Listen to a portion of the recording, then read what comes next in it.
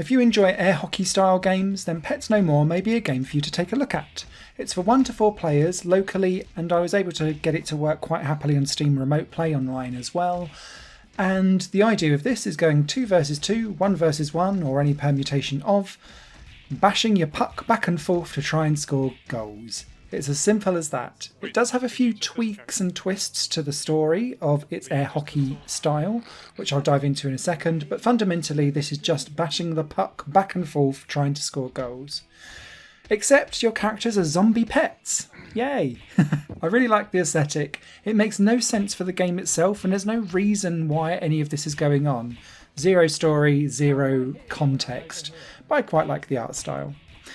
Along with the 6 characters, you've got 6 different arenas to play with, and they all have different layouts to their goals. So some will just have one great big gaping goal for you to aim at, others will have split ones. There's another one where the arena is jagged, and that will mean that the puck will kind of bounce off at 90 degree and 45 degree angles awkwardly. So you've got all of this to think of for the arenas that you play as well, and that offers some nice, simple variety. It's very easy to pick up and play Pets No More. You literally have one button to bash the puck back, and you aim that puck return with your left analog stick as well as you hit, and it will go off in that direction.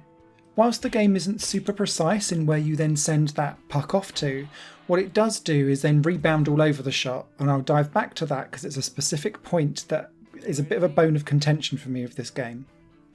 Pets No More adds one other nice twist to the mix though, and that is that there are breakable blocks everywhere where you go, including a line for your goal.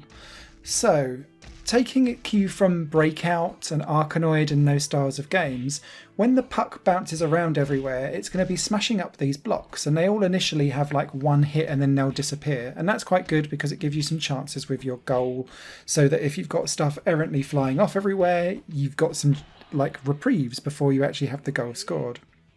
What I really liked about this is that it works almost like a bop or a balance of power for when you're playing against other people, because as you start to go further behind in the score sheet, because it's first to 3 points wins a round, and then if you win for 3 rounds you've won the game.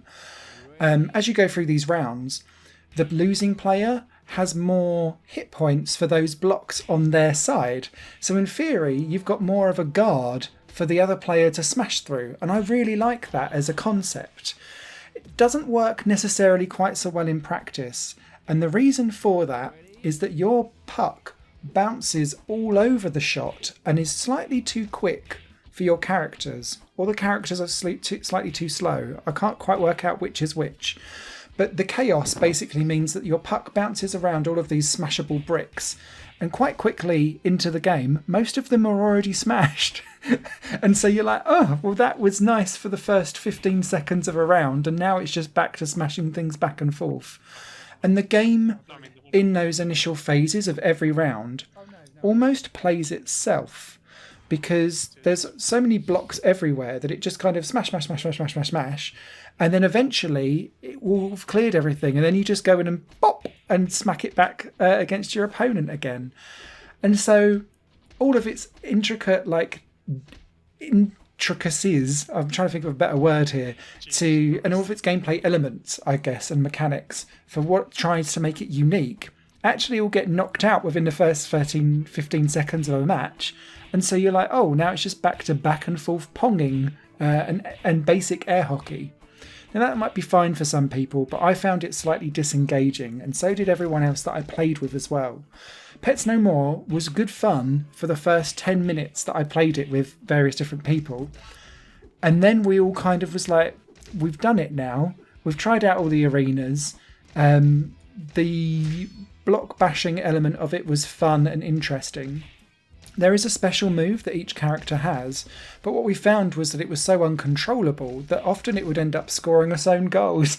So what we found was that people didn't want to use the specials, which is interesting. There's also slightly an odd collision detection feathering that goes on with Pets No More as well, where you think you're out of range visually for where your character can bash the puck back. But actually your sphere of influence is much wider than the visual of the character that you're playing. So you can actually smack pucks back, but visually you think, well, I've not even touched it. So if you do pick up this game, it's worthwhile just chancing, pressing attack, just to smack it back and see if your character can do it. And that was slightly off-putting as well. There's a nice game here. It's very light.